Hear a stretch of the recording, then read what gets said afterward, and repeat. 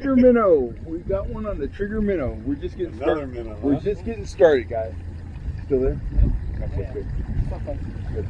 That was a little deeper on the trigger minnow. Oh, look at how big that thing is.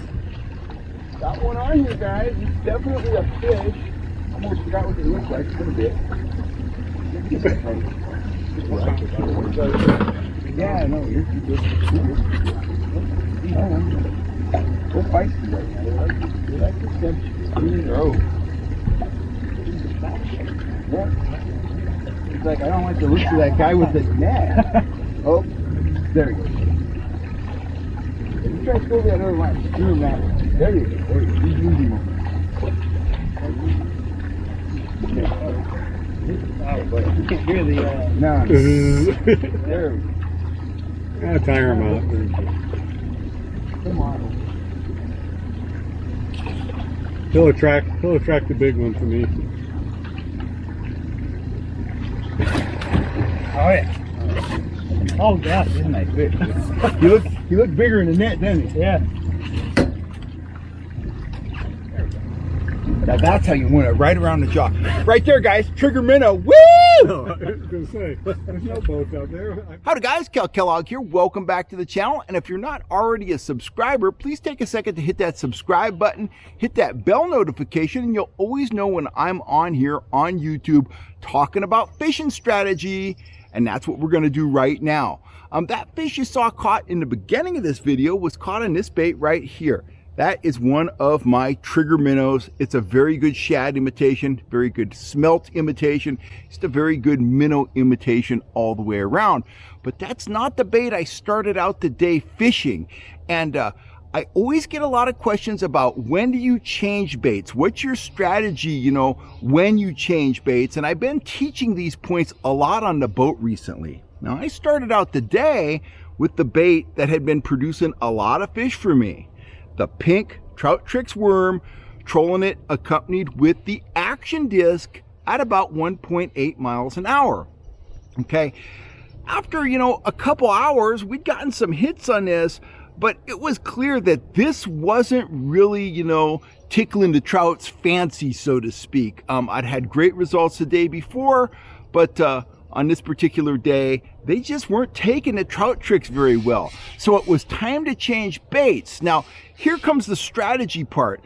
I didn't throw, you know, the baby out the window with the bath water. I didn't say, you know, I've been going 1.8 with this worm, and now I'm gonna bust out, you know, a number 14 Rapala and troll 4.5, 5 miles an hour. What my strategy usually is making incremental changes, and those changes can be incremental depth changes, color changes, or bait changes. I didn't vary my speed. I didn't vary my depth because the water temperature was stable. I figured the fish were still at the same depth they'd been at the day before. I started playing with some different baits.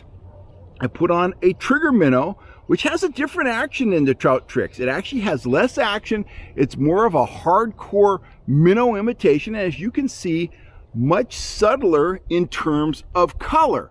I put this out within about 15 minutes. We got the first fish on the trigger minnow. Okay, what do I do now? This is how you build a pattern. And this is really important if you are gonna maximize the bite windows that you stumble upon. So one fish, that could be chance. You can catch one fish on anything. When I got the second fish on this bait, that earned a second trigger minnow in the spread. When I got a third fish on the trigger minnow, that earned a third trigger minnow in the spread. I was building a pattern.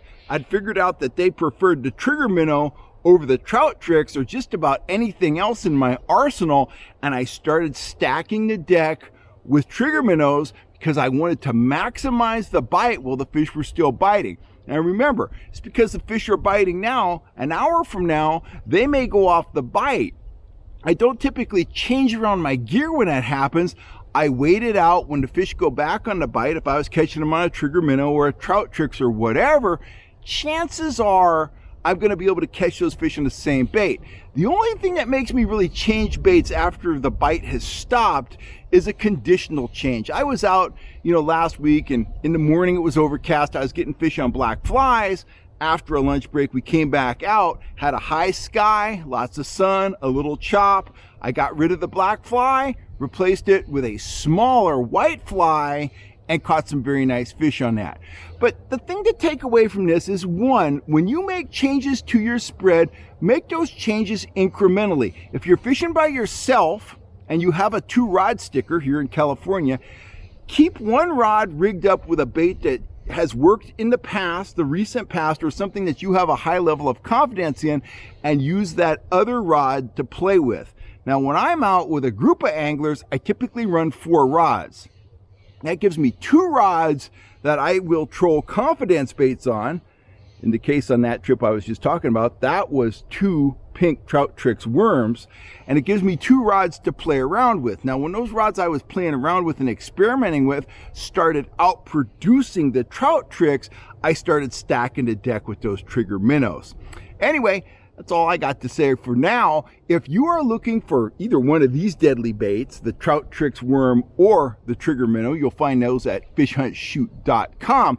If you want to hit the water with me and tap into my 30 years of on-the-water trout fishing experience, get on over to our guide calendar at fishhuntshoot.com, find an open date, book a trip. We'll get out on the water, we'll talk trout fishing all day, and you are going to learn a ton while reeling in some big hard fighting rainbows. That's one of the most consistent comments I'm getting from my clients this spring is I learned so much today. I cut the learning curve down, and I can do that for you. I can make you a better trout fisherman. I can enable you to catch more trophy trout and more trout overall. I'm Kel Kellogg. Take this tip to heart, and I will catch you next time right here on YouTube, guys. Thanks for all the support.